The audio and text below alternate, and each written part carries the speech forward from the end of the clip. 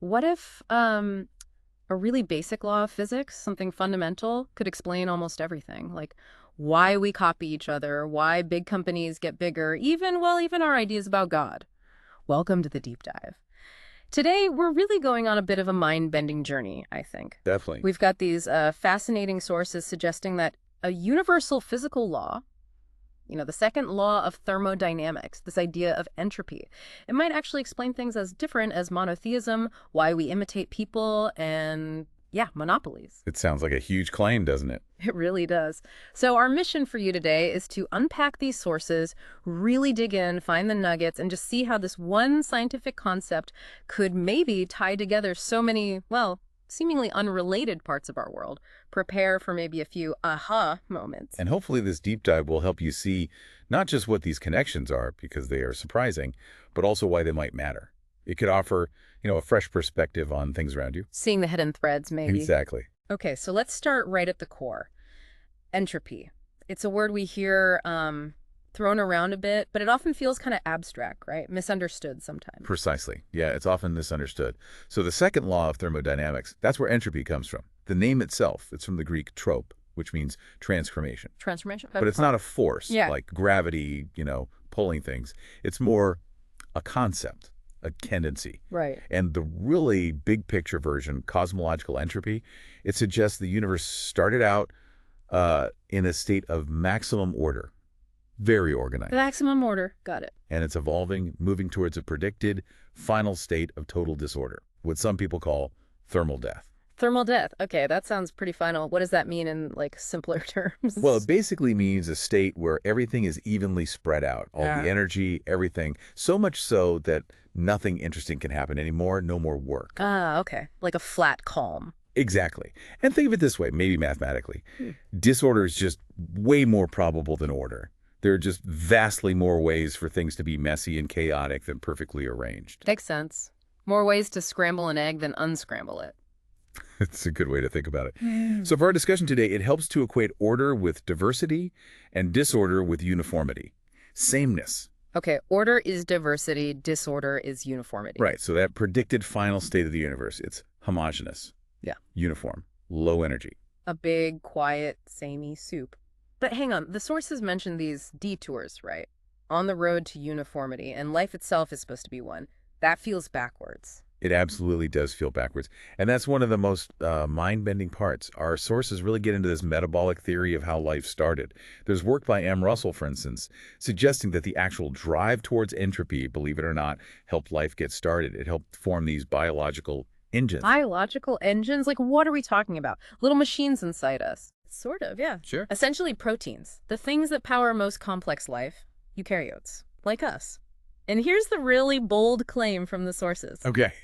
Our fundamental function across all life really boils down to taking in hydrogen and carbon dioxide Simple stuff. and putting out methane through metabolism. So wait, building an organism, that takes complexity, right? Order. That seems like fighting entropy. It is. That's the uphill slope of the detour, as the sources put it. An organism is definitely more ordered than just a pile of its chemical parts. Okay, uphill, creating order. But then the downhill slope is the organism living, breathing, metabolizing, producing methane.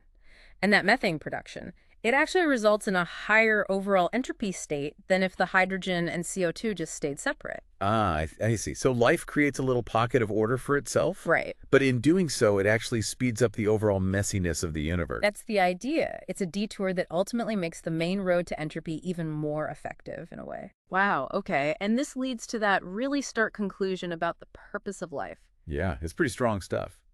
Science, from this viewpoint, does seem to say something about purpose. Our purpose, fundamentally, is to hydrogenate CO2, to make methane, around the clock, as one source puts it. And that quote, everything else is vanity of vanities. That's pretty bleak. It is stark, isn't it? Mm. It suggests that all the complexity we admire in life, all our art and culture and everything, from this purely physical perspective, it's secondary to this core function of increasing entropy. A very different lens. Definitely a different lens. Okay, so we've got the cosmos, we've got life's surprising purpose. How does this big trend towards uniformity play out in, well, us, in our behavior? You mentioned mimetism, imitation. Exactly, mimetism. Yeah. And it's absolutely everywhere once you start looking. Many life forms are mimetic. Think about simple camouflage. Like a stick insect. Perfect example. Yeah. Or butterflies that look like leaves. That's imitation, mimicking the environment. Cuckoo birds lay eggs that mimic other species' eggs, so they get raised by foster parents. Clever but sneaky. Very. And even herd behavior, flocks of birds, schools of fish, that's all fundamentally mimetic, following the pattern. And humans, we're just off the charts with this. Extremely mimetic. All animals that learn are mimetic to some degree, but humans, wow. There's René Girard's work, his mimetic theory from the 70s. He tried to explain basically all of human psychology, society, culture, history through this lens of imitation. All of it. That's ambitious. Hugely ambitious. Yeah. But think about learning itself. How do we learn language, skills, customs? But copying others, mostly. Watching, listening, doing what they do.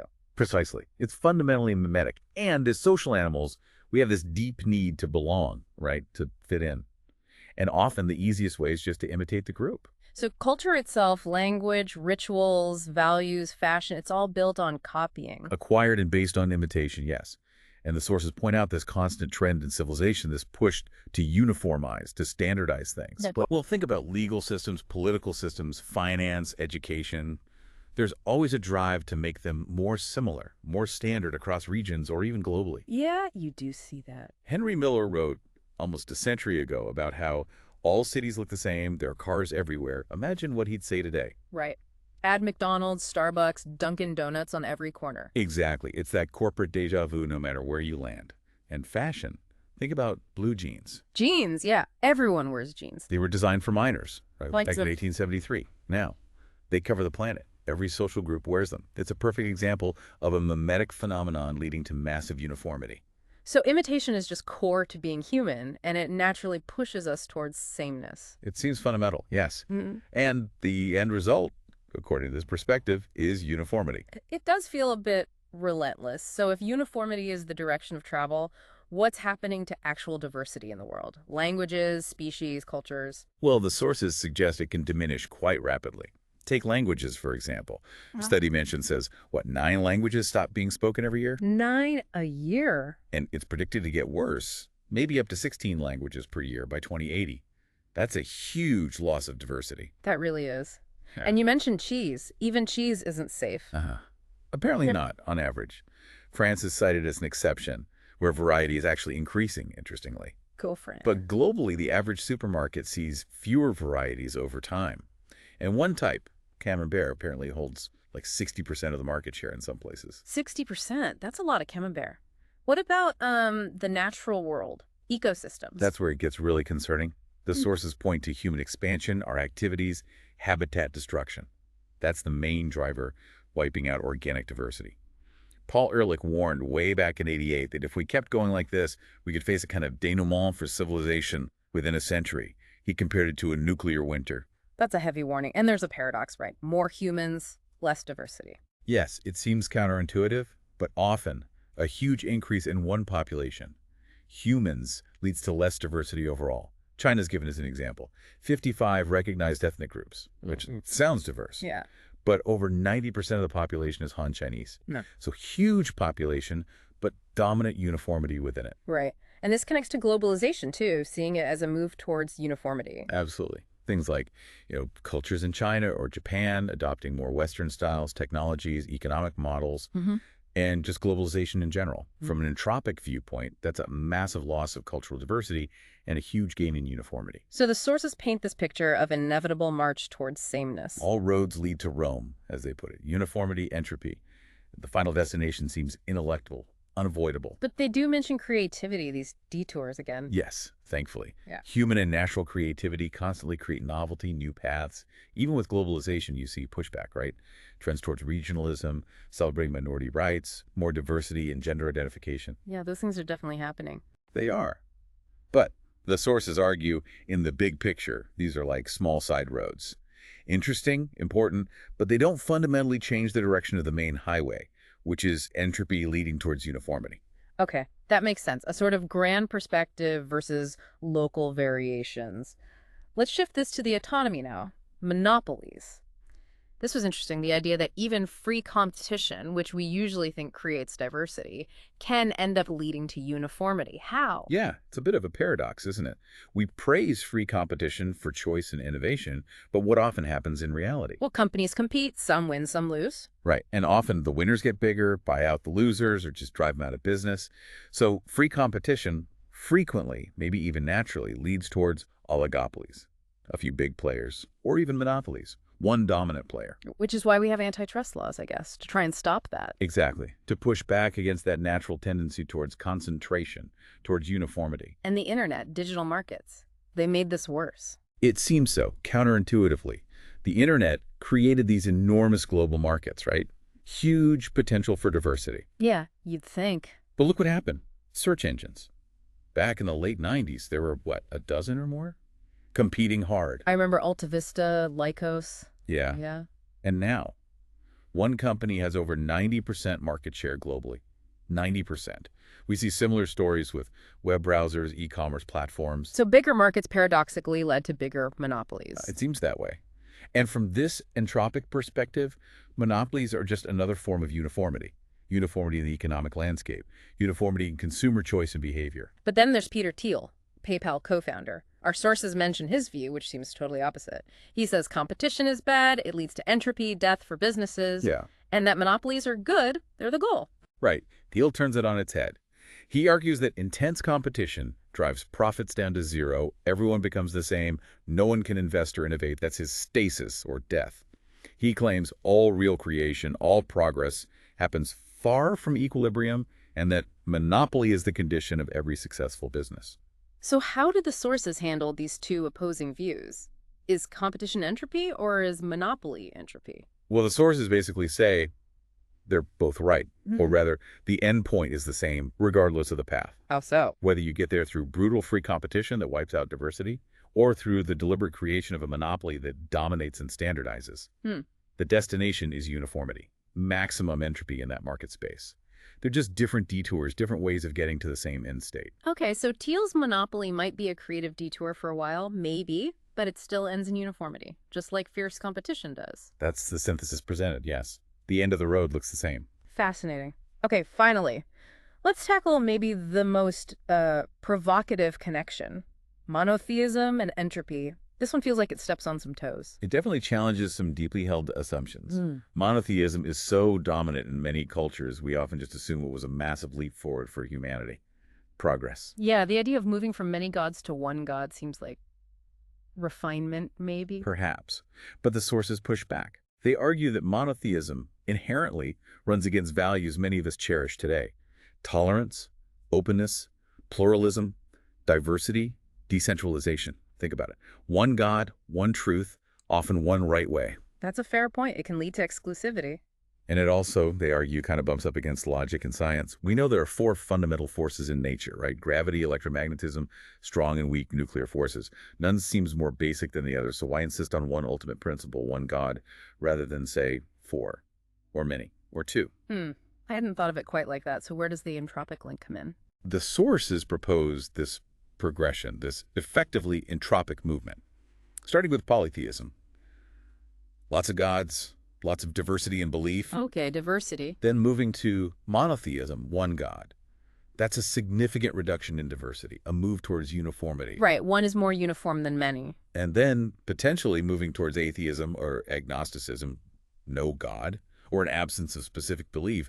That's seen as the state of maximum entropy in this context, maximum uniformity of no belief. Polytheism, monotheism, atheism, diversity, uniformity, maximum entropy. That's the parallel. That's the parallel they draw. And even the idea of universal religions, Buddhism, Christianity, Islam, aiming to be for everyone. The word Catholic means universal, right? Exactly. That universality itself is seen as a powerful driver toward uniformity of belief across humanity. Okay. But what about the richness within monotheism? Different interpretations, sects, philosophies. Doesn't that represent diversity? It absolutely does, and that's a valid point. The sources, however, seem focused on the big structural shift from many divine concepts to one, and then potentially to none. They mention, for instance, the conundrum in early Jewish monotheism. How can God be the God of just one nation if he's the only God that exists? The tension between chosen people and universal God. Right. And they suggest this tension, this aporia or logical difficulty, is what pushed Paul of Tarsus to universalize the faith, open it to non-Jews, a move towards greater uniformity. I see the logic there. And this idea of God becoming more abstract. Disincarnation, how does that fit? Yeah, this is another interesting thread. There's a historical trend observed within Judaism, Christianity, and Islam where the concept of God becomes less personal, less tangible, more transcendent, more abstract, stripped of human-like qualities. Like moving from a God who walks in the garden to a God who's pure being or first cause. Exactly. Thinkers like Maimonides in Judaism, Aquinas may be heading that way in Christianity, certain trends in Sufism. The sources interpret this increasing abstraction as, subtly, a move towards atheism. God becomes so remote, so unlike anything we can grasp, that the concept starts to empty out. So the path goes. Many gods, God, one increasingly abstract God, no God. Simplification towards zero. That's the trajectory suggested. It's a wild thought, as you said. So the conclusion isn't that monotheism was good or bad in terms of peace or tolerance. History is obviously complex there. Right, lots of conflict in the name of one God. Exactly. But the sources argue you cannot deny the fact that monotheism is progress toward increased entropy. It fits the pattern of decreasing diversity towards uniformity. Wow, okay, what a journey that was. Seriously. From the basic laws of physics, the second law, to life's purpose, why we copy each other, why diversity seems to shrink, why monopolies form, and even how our ideas about God evolve. All potentially linked back to this relentless march of entropy towards uniformity. It really is a perspective shift, isn't it? It challenges us to look under the surface, to see these potentially universal patterns playing out. The sources quote Keynes, famously pessimistic. In the long run, we are all dead. Cheery? Yes. But maybe more profoundly, they bring in the anthropologist Claude Lévi-Strauss from his book Tristropuke. Right, Levi-Strauss. What did he say? Something about civilization being a mechanism for entropy? Pretty much. He describes civilization as this incredibly complex machine, whose function perhaps was simply to produce what physicists call entropy, that is, inertia. He even jokingly suggested calling his field entropology, not anthropology, the study of disintegration. Anthropology, I like that. The study of things falling apart, essentially. In their most complex forms, yes. And our sources kind of run with that, concluding, no matter how exceptional we may feel, humans are not more or less than any other life form. We, in everything we create, physical stuff, ideas, beliefs, we're all subject to the same laws. We can resist, we can build complexity, create those detours. But in the long run, Increased entropy will always prevail. That's the ultimate message from this perspective. so thinking about this grand entropic design, how does that change how you see the world? Your own life, maybe? Your place in it all? It's definitely something to chew on.